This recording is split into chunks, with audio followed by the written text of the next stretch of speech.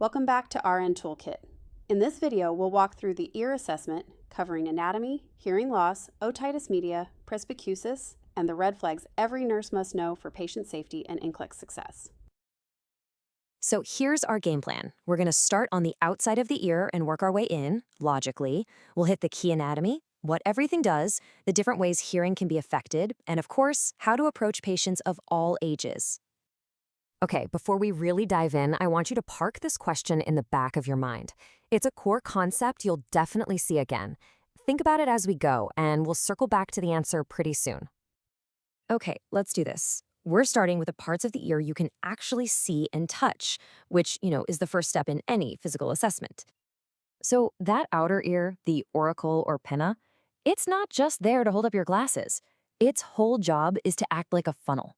All those unique curves are designed to catch sound waves and channel them down the external auditory canal, which is this S-shaped tube that leads right to the eardrum.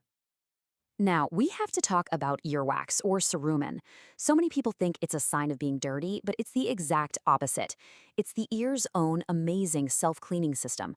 Think of it as the ear's security guard. It lubricates the canal and traps dust and bacteria before they can get to the eardrum. And this is a huge clinical pearl right here. The type of earwax you have is determined by your genes. So if you look at an ear and see dry, flaky white stuff, don't automatically think it's eczema or a problem. If your patient is of East Asian or American Indian descent, that's their normal. It's a critical distinction to make. Okay, let's move a little deeper, right to the gateway of the middle ear, the tympanic membrane. I can't stress this enough. Knowing what a normal, healthy eardrum looks like is the key. Once you know normal, abnormal jumps right out at you. This right here, this is your mental checklist every single time you pick up an otoscope. You're looking for that beautiful, pearly gray, slightly shiny surface. Now, what's the opposite of that? Picture a bright red, bulging, angry-looking membrane, where that little cone of light is totally gone. That's acute otitis media, and that's the difference you need to be able to spot. So now we're getting into the stuff that we can't actually see. Let's talk about the incredible work that's happening just behind that eardrum. And boom, there it is, the answer to our opening question. The middle ear does 3 amazing things. It conducts sound, it protects from loud noises, and it equalizes pressure. That last one, that's your Eustachian tube. It's exactly why your ears pop when you're on a plane or driving up a mountain. It's just your body keeping the pressure balanced. And going even deeper, we have the inner ear. You can't see it, but you can definitely assess its function. So if a patient comes in and tells you they feel like the whole room is spinning, that's vertigo. Your first thought should be, could there be a problem with the labyrinth? Because that's what controls our balance. Okay, so with that anatomy under our belts, we can start to figure out what happens when hearing goes wrong. It really helps us tell the difference between the main types of hearing problems. So when it comes to hearing loss, you need to ask yourself one simple question. Is it a plumbing problem or an electrical problem? Conductive loss is plumbing. Something is physically blocking the sound, like a big plug of earwax. Sensorineural loss is electrical. There's damage to the delicate nerve endings in the inner ear or the nerve itself. You're going to see presbycusis all the time. It's the most common type of hearing loss in older adults, and it's why they often say things sound muffled or garbled. They can hear the low-pitched vowel sounds just fine, but they lose those high-pitched consonants like S or T, which makes it really hard to understand what people are saying. All right, this next part is huge because you can't assess a 2-year-old the same way you assess a 50-year-old. Your whole technique and what you expect to find needs to adapt based on your patient's age. So why do little kids get so many darn ear infections? Well, the answer is right here, and it's all about anatomy.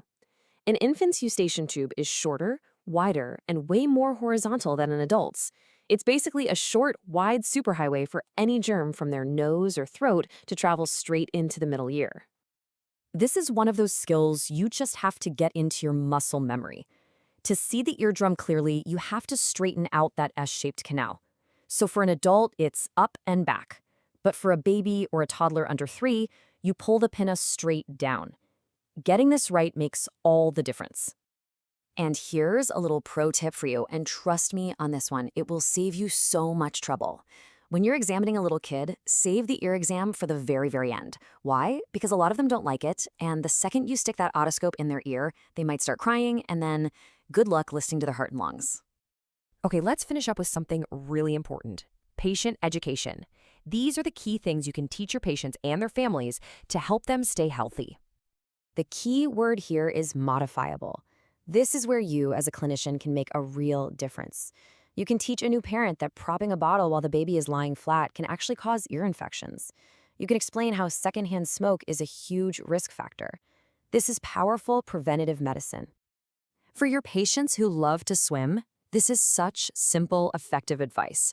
A few drops of a drying agent after they get out of the pool can prevent the misery of swimmer's ear. And please, please, please, tell your patients to step away from the cotton swabs. They just push wax deeper and can even damage the ear canal. Okay, everybody, listen up. This is a big flashing red light, a do not pass go situation. If a patient tells you they suddenly lost their hearing and it's not because they have a bad cold, you need to get them referred immediately. That is a medical emergency until proven otherwise. All right, let's put it all together. Based on everything we've talked about, think back to that checklist for a healthy eardrum. Now, if you suspect acute otitis media, what are the 2 main things you'd look for? Really thinking through this is going to solidify what you've learned today and get you ready for what you'll see in the real world.